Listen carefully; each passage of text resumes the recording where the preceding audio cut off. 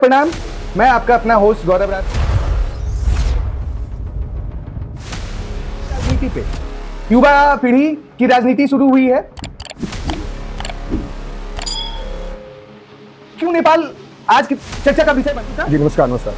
बदलती राजनीति, नेपाल की राजनीति, बालेन शाह को आप किस रूप में देखते हैं? देखिए, जिन लोगों को नेपाल की राजनीति के बारे में मालूम होगा, आज बालेन शाह से कुछ दिन अच्छे दिन तक राज परिवार, उसके बाद लोकतंत्र आया। नेपाल की राजनीति में वहां के प्रधानमंत्री जो है ढेर बार बदले और अस्थिरता जो भी कारण उसके अंदर से नेपाल के प्रधानमंत्री रोचक रहा। नेपाल में देखा गया है 18 साल में 14 प्रधानमंत्री अभी तक बदले था कि वो अस्थिरता जो थी नेपाल में पिछले 18 सालों में 14 बार प्रधानमंत्री दर्शाता है कि वहां का गलत चल रहा है। एक आम परिवार से पहली बार नेपाल का प्रधानमंत्री, या वाजपेयी जी हो या उससे पहले लाल बहादुर शास्त्री, आम परिवार से आकर के प्रधानमंत्री बने। जो आपने भी जिक्र किया कि 18 सालों में 14 बार प्रधानमंत्री, 14 प्रधानमंत्री कोई आम परिवार से नहीं। नेपाल में पहली बार ऐसा हुआ है कि बालेन शाह जो कि प्रधानमंत्री बने आम परिवार के बाद, उन्होंने जो मुश्किलों का सामना जनता जब वो केवल एक जनता थे उस रूप में जब उन्होंने पाया, जो समस्याएं पाई, उस समस्याओं को हल करने का उन्होंने कोशिश किया। इस चरण में वीआईपी कल्चर खत्म कर देना उनका पहला कदम था। कल्चर हम आप लोग जानते हैं, एक मामूली साधना सा विधायक हमारे यहाँ क्या काफिला लेकर चलते, इतनी नुकसान हो रही है और इसका भरपाई कौन करेगा सोचना है। और ये सब सोचते हुए बालेन शाह ने वीआईपी कल्चर को सबसे पहले खत्म करने का निर्णय देखा है। सम्राट चौधरी को क्यों चुना गया मुख्यमंत्री, उसमें हमने चर्चा करा था शैक्षणिक योग्यता। नेपाल के जो प्रधानमंत्री हैं युवा हैं, बिल्कुल मात्र 35 साल की उम्र में उन्होंने प्रधानमंत्री पद प्राप्त किया। 32 साल की उम्र में राजनीति उन्होंने शुरू किया मेयर के रूप में काठमांडू, और वो टेक्निकली प्रोफेशन से रैपर थे। इनकी शैक्षणिक योग्यता आज तक की राजनीति में कहीं नहीं देखी गई है। मगर जहां तक मेरा अपना मानना है कि अगर मैं खुद पढ़ा लिखा रहूंगा तो एक एनवायरमेंट जो बनाऊंगा वो पढ़े लिखों का या उस अनुसार से बनाऊंगा जो एक बेहतर भविष्य की ओर से होगी। बिल्कुल यही चीज बालेन शाह ने प्रूव किया है कि वो पढ़े लिखे हैं, वो सिविल इंजीनियरिंग का डिग्री लिए हुए हैं, और आने के बाद जो शिक्षा व्यवस्था में, ट्रैफिक रूल्स में, आम लोगों से मिलना जुलना या उन्होंने किया है, इसमें बहुत हद तक उनकी शैक्षणिक योग्यता उनके लिए वरदान साबित हुई। नेपाल में वो जेनजी है। बिल्कुल।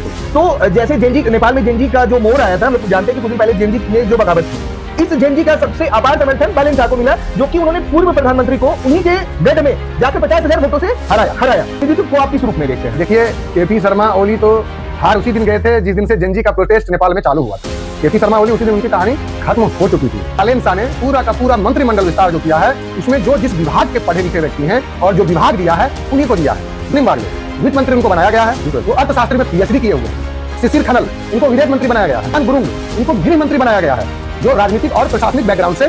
सोभिता गौतम इनको कानून मंत्री बनाया गया है और ये लॉ में पीएचडी किए हुए हैं। बहुत चर्चा में रहा निशा मेहता, जिन्होंने दिल्ली के एम्स से नर्सिंग किया है और इनको स्वास्थ्य मंत्री बनाया गया है। उन्होंने जितने भी मंत्रालय दिए हैं, उस मंत्रालय में उस बैकग्राउंड के लोग शैक्षणिक योग्यता में बहुत ही अच्छा कर रहे हैं। होम मिनिस्टर है, वो प्रोफेशन से डीजे थे। बिल्कुल ठीक है। तो उसके बाद उन्होंने अपना पदस्थापन करने के बाद उन्होंने सबसे पहले ट्रैफिक नियम, मंत्री खुद रैपर थे और गृह मंत्री डीजे, दोनों में अच्छा संबंध भी है, दोनों अच्छे मित्र भी रहे हैं। गृह मंत्री डीजे मैनेज करते थे और प्रधानमंत्री रैप गाते थे।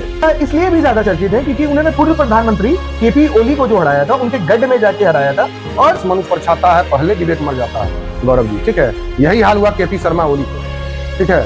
केपी शर्मा ओली व्यक्तिगत रूप से भारत के हित में भी नहीं थे। उन्होंने उत्तराखंड में, बिहार के कुछ जगहों पर अपना झूठ फूस का एक सीमा विवाद खड़ा किया।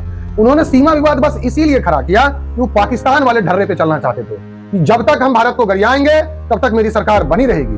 केपी शर्मा ओली भी विकास ये सब चीज को खत्म करके इसी ढर्रे पे चलना चाह रहे थे, लेकिन उनको ये समझ में नहीं आया कि हर देश पाकिस्तान नहीं होता, ठीक है। जैसे पाकिस्तान ने जो रवैया अपनाया, वो जीवन में जो स्थिति उनकी है, नेपाल के लोग प्रबुद्ध हैं, नेपाल के लोग बहुत प्रबुद्ध हैं, पाकिस्तान वाली हालत नहीं है। वहां के लोगों ने समझा और एक नया चेहरा को मौका दिया, और नया चेहरा को मौका ही नहीं दिया, अब उन्हें जनता प्यार भी करती है। जनता को बहुत उनसे अब लगाव हो चुका है। इसका कारण यह है क्योंकि वो आम लोगों के बीच से ही आए हैं, कोई ऊपर से पैराशूट कैंडिडेट तो वो थे नहीं। आम लोगों के बीच से आने के कारण जो है लोगों को उनके प्रति प्यार बढ़ा है, और वो उनको जो हराए हैं केपी शर्मा ओली को 50,000 मतों से, यही सब कारण, यही सब जो सराउंडिंग था, जिसके कारण जो है आज केपी शर्मा ओली की स्थिति हुई और बालेन शाह वहां के मुख्य हीरो हो गए। इसमें बालेन शाह की राजनीति क्या रंग लाएगी, उस पर क्या विचार है आपको? चल खत्म किया। पॉइंट नंबर 2, ट्रैफिक पे किसी भी व्यक्ति, कोई भी, चाहे वो प्रधानमंत्री हो, गृह मंत्री हो, कुछ भी हो, उनका चेकिंग होगा। तीसरा पॉइंट, एंटी करप्शन, जो वहां बहुत ज्यादा परेशान कर रहा था नेपाल की आम जनता को, उस पर उन्होंने बहुत कड़ा प्रहार किया है। चौथा, शिक्षा व्यवस्था पर प्रहार किया है।